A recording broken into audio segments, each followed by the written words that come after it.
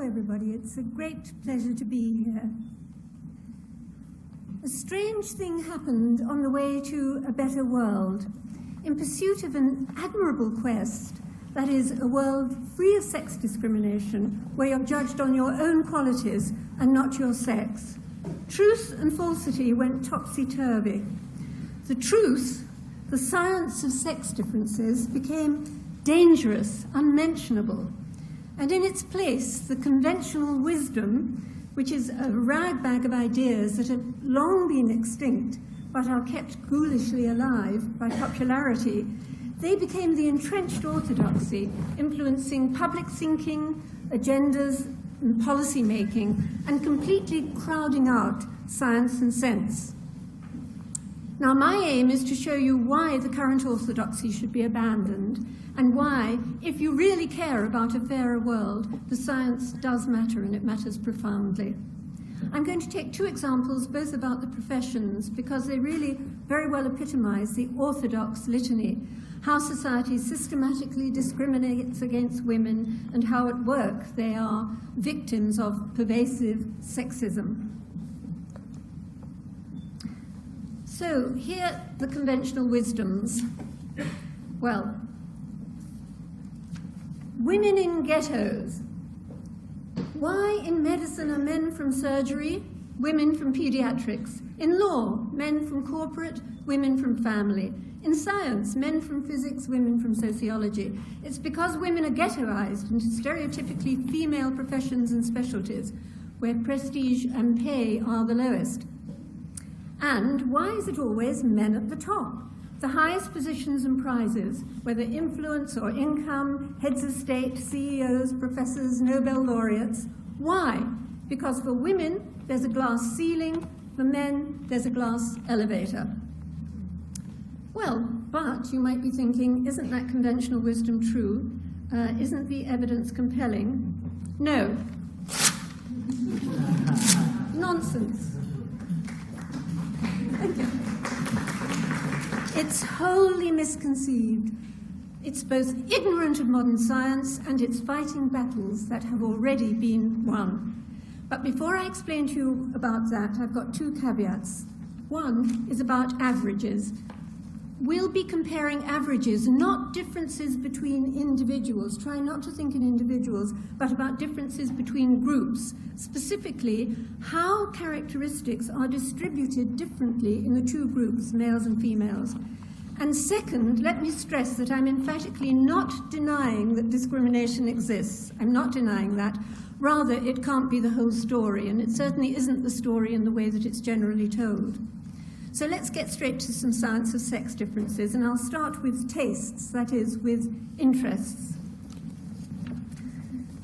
There's an experiment in which sex-stereotyped toys, trucks and dolls, were given to mixed-sex groups.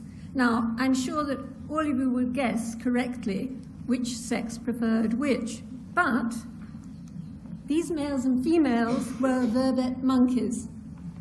Now consider newborn babies.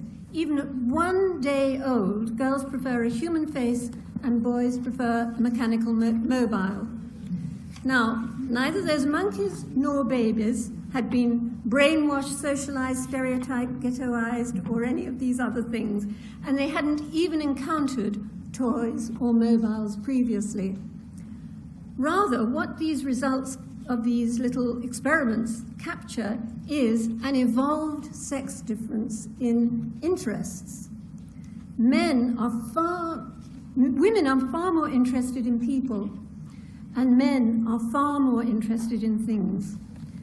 This difference is one of the largest of all psychological differences between the sexes, and also it's by far the largest when measured in career interests. And that difference in career interest, by the way, hasn't changed over the past century since records were first kept. Even though there have been massive social changes, that still stands out as the largest difference in career interests. What's more, it's been found that a person's interests are the most powerful predictor of what their entire career will be like, even more so, surprisingly, than talent. So, Look at females in the UK professions. From over 80% in the people-oriented down to 6% in things-oriented. Well, ghettoization, really? Or might it not be choice? By the way, even those 6% female engineers are overwhelmingly in bioengineering, that is, working with people or other living things. And even women in the top 1% of mathematical ability, 1%, that's very, very high, choose instead, unlike their male counterparts, they often choose careers working with people, again, people and living things, biosciences, doctors, and so on. And yet, the conventional wisdom stubbornly refuses to acknowledge that women's own interests might be a cause of how they choose their career, of what careers they're in. And now to temperaments and men at the top. Men are vastly more competitive than women. I'll tell you why very quickly. Quick evolutionary sketch. Give a man 50 wives and he'd have children galore, but a woman with 50 husbands, no advantage whatsoever. So, natural selection favored men who competed strenuously for mates. And all men now are descendants of those victorious competitors. From this, much follows. Men are far more ambitious, status-seeking, hierarchical, single-minded, opportunistic, persevering, risk-taking. Their entire life strategy is a far higher risk, higher stakes game, and far more dedicated to winning. They notoriously find any area to be first, most, biggest, best. I got from the Guinness Book of Records, beer mat flipping, haggish hurling, or extreme ironing. There are worse ones than that, I can tell you. And they even appropriate all the summits. This was recently held in Paris, the Global Summit of Women.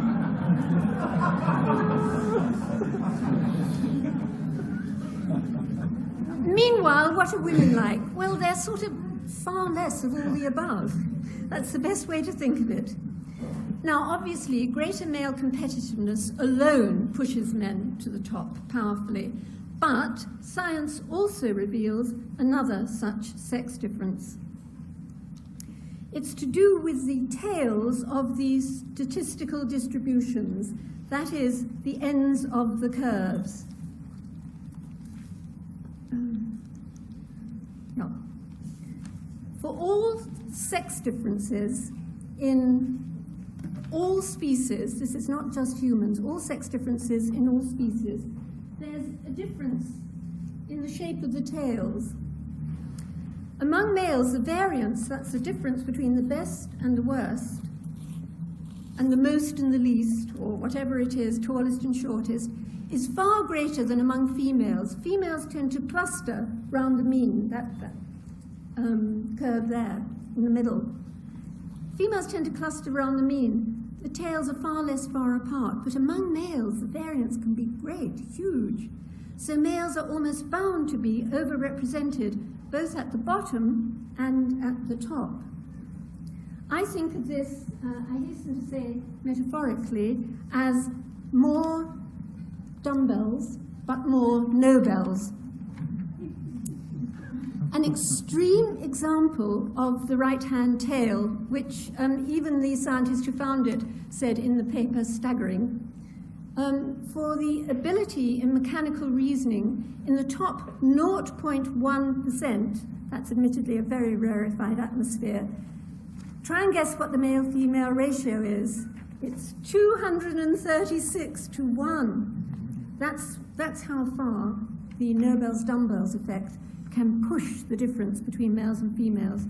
Now, greater male variance, as you can see in that extreme example, can profoundly influence male-female differences, particularly those that most enrage conventional wisdom, that is, the predominance of men at the top, always looking to the top, never at the dumbbells. But nevertheless, greater male variance has become what in the States is called a third rail issue, that is, touch it and you die. And that precludes any investigation of what is really a very potent cause. So, sex differences stem ultimately from different reproductive strategies, but they pervade our entire psychology, and their distribution differs, giving rise to differences between the two groups. So the life priorities of men and women are not identical. I'll repeat, not identical, because the orthodoxy conflates equality and sameness. Constantly, when people are concerned about equality, what they immediately jump into instead is sameness. But you can't expect sameness in males and females. On average, there are these differences. So conventional wisdom began with an injustice, with women being denied choice just because they were women. But that's morphed into a deeply misguided quest. Sameness of outcome for males and females in all fields, 50-50, 50%. Well, that's not good enough. Conventional wisdom is a science-free zone with factoids where facts should be and a dreadful jargon generator where theories should reign. It's outrageous that it should be taken seriously at all, that it occupies a position where science and evidence should prevail, and that it dominates policy, even though its precepts have long been rendered utterly extinct, first by a scientific understanding of sex differences, and second, through political progress against sex discrimination. Now, science doesn't dictate goals. I'm not saying it's only science, but it can help us to achieve our goals. And as Marx didn't ever quite say, if we want to change the world, we first need to understand it. And how can we forge a fairer world if we allow beliefs that are long extinct to stand in the way of what is really indispensable, the Darwinian science of sex differences? Thank you. Science stands by itself. It doesn't care what people think about it. The universe didn't care about the Inquisition, but continued circling around. And genetics is like that. I mean, genetics is a scientific way to make sex boring. Okay, that's what I do professionally. And we discover things that may be uncomfortable. But if they're uncomfortable, too bad. I think the morals have to be put on one side. So I think that's the issue. People are unwilling to accept the truths of science on ideological grounds. And it doesn't really matter what the ideology is, it's the unwillingness to accept the truth I don't like. Helena, did you want to add to that? Yes, there is a problem about the ideology and its winning, because, for example, policy making is entirely made on the grounds that males and females are the same. And roughly speaking, if females aren't the same as males, then it's because they're being held back in some way. And so there are all sorts of attempts to get 50-50% in engineering, for example, which is ludicrous, because on average, there is much less interest in that sort of area. I'm not talking about ability, just less interest. And similarly, one of the most egregious examples I came across recently, which I'll share with you just for the fun of it, was the Institute of Physics of all institutions, which, of course, started off its recent report with the idea that we need more engineers, more physicists, more hard scientists. Yes, of course, we all agree with that. And then they noticed that there aren't as many women as men doing it. And then the problem suddenly changed halfway through the report, and it ended up in an Institute of Physics report with suggesting that couldn't we shift more males over into the humanities and so on, and say we'll get more 50-50, even if very few women are doing engineering. There'll be so few men there anyway, so it would be more evened up. Now that's a kind of madness. I know this sounds as if it can't be true, but that's the kind of madness you get when you're trying to impose an ideology that assumes you must have sameness, otherwise you can't have fairness. You can have fairness and you should be treated fairly on the grounds of who and what you are, and you don't have to be the same as anybody else in order for that to happen. I think you've made a really compelling case that a lot of the differences that we see in gender distribution and different career pathways are naturalistic. They seem to be evolved traits that were in response to some sort of selective process. Yes.